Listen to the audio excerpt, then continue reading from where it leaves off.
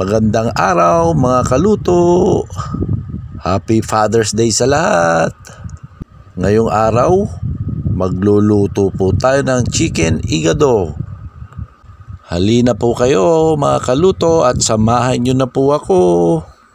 Bali ang ginawa ko po sa manok mga kaluto ay in-slice ko lang din po siya ng pahaba. Pagkatapos ko pong slicein itong manok mga kaluto, naglagay po ako ng paminta, toyo at yung ating pineapple juice mga kaluto at ibababad po natin yung ating manok ng buong magdamag mga kaluto. At kinabukasan nga mga kaluto ay akin nang niluto itong aking chicken igado. At yung ating atay ng manok mga kaluto ay hinugasan ko po ito ng mabuti bago ko po siya pakuluan. At pagkatapos po natin mapakuluan mga kaluto ay ipriprito po natin siya mga kaluto. Naglagay din po tayo ng sibuyas, bawang at powdered na paminta mga kaluto. Naglagay lang po tayo dyan ng patatas, carrots, yung ating bell pepper, green peas at yung ating dahon ng laurel mga kaluto. At yung pinagbabaran natin ay siyang pinaluto natin at nagdagdag lang din po ako ng onting toyo mga kaluto. Naglagay din po tayo dyan ng patis at suka mga kaluto. Pagkaluto po ng lahat ng gulay mga kaluto, tsaka lang po natin ilalagay yung patis at suka mga kaluto.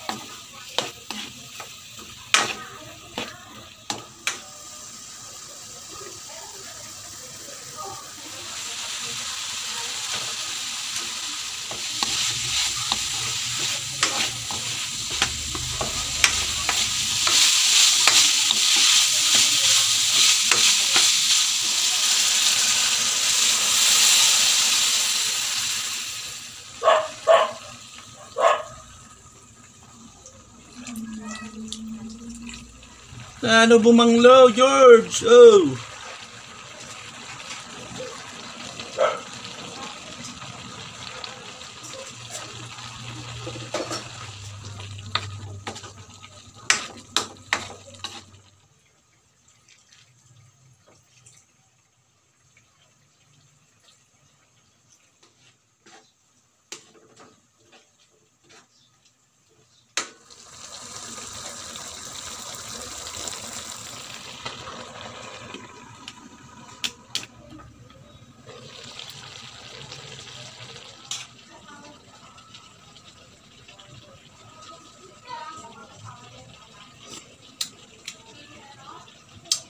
Nag-iba St. George!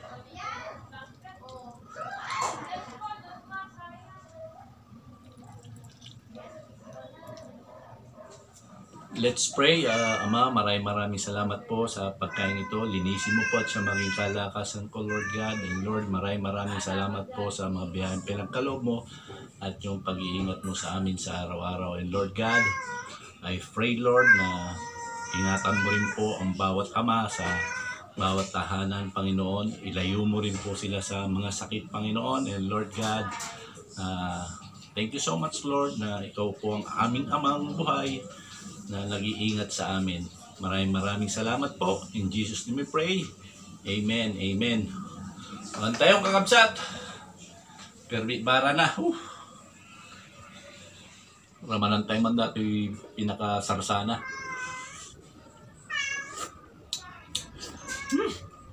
Kaslamang igado makarni ti baboy. Dato'y manok. Nag-iimas yung George.